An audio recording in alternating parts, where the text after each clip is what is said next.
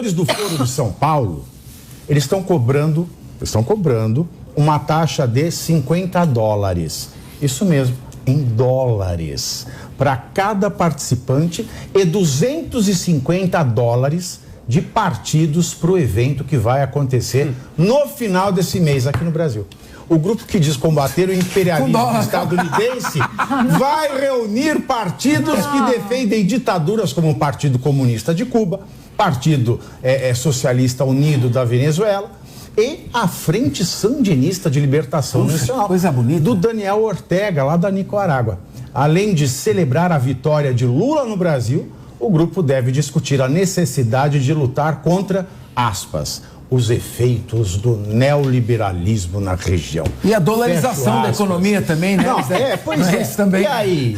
Olha aqui, em dólar dele. É real isso? Dólar. É verdade? Real não, é dólar. Não, é dólar.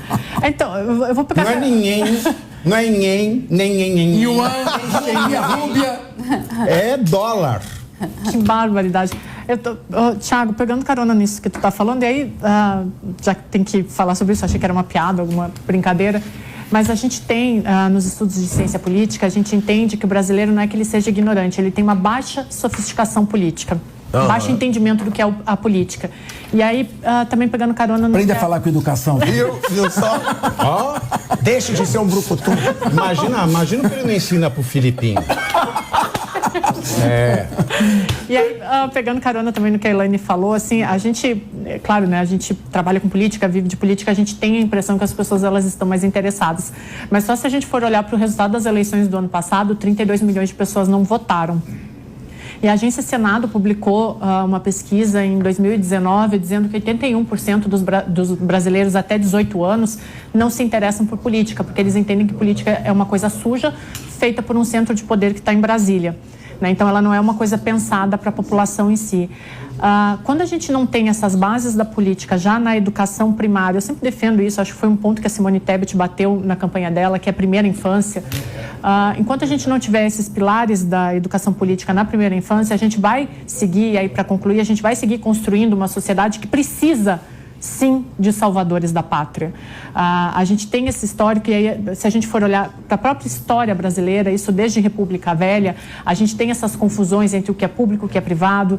A gente não tem na base da criação da sociedade brasileira o que é moralidade pública, e a gente precisa de salvadores da pátria. A gente saiu de um processo de ditadura há pouquíssimo tempo.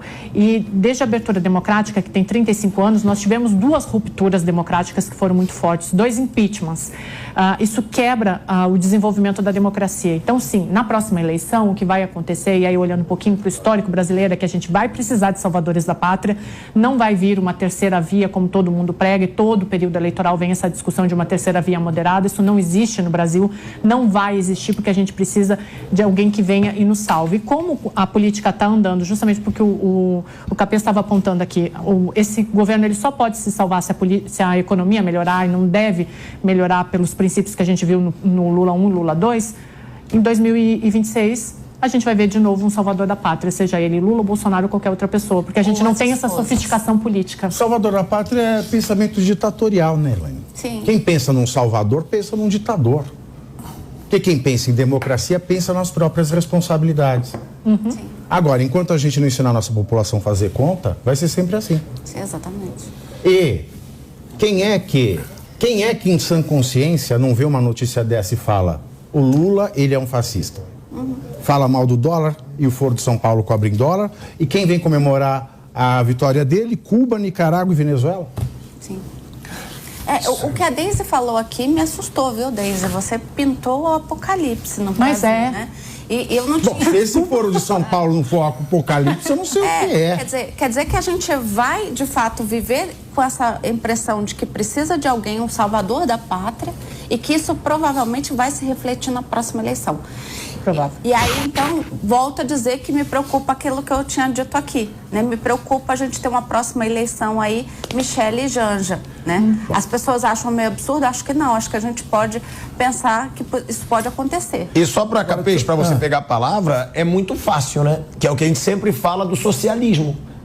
Socialismo para vocês, para mim, no caso Lula, dólar, avião novo, hotel 5 estrelas em suíte presidencial, Vai no 37 mil cabeça. reais. Thiago, Viagem pra desculpe. China, 5 milhões e 500 mil reais. Eu acho o é seguinte, muito viu? fácil pregar o socialismo, pregar tudo que prega o socialismo e viver no luxo que tá vivendo o Lula, inclusive querendo dólar. Ele quer cobrar em dólar. Não, eu acho que vocês estão com muita má vontade Fala. com relação ao Foro de São Paulo. Olha, em primeiro lugar, são representantes de partidos de esquerda de 27 países da América Latina e do Caribe que estarão aqui. Isso é muito importante. Olha, vai estar presente. Olha só. Caribe, então. Olha, Vai então, ser no Caribe, Partido Comunista de Cuba. Por quê? Frente Sandinista de Libertação Nacional, Partido Socialista Unido da Venezuela. E qual que é a pauta? Alternativas bolivarianas para a América Latina. Tudo cobrado em dólar e regado, claro, ao uísque escocês. Agora vejam só, eu não sei o que pretende, mas a esquerda tem uma vantagem. Por maior que seja o absurdo, por maior que seja a contradição, por maior que seja o escândalo, eles sempre dão um jeito de falar com um sorriso no rosto, como se fosse a coisa mais positiva e progressista do mundo.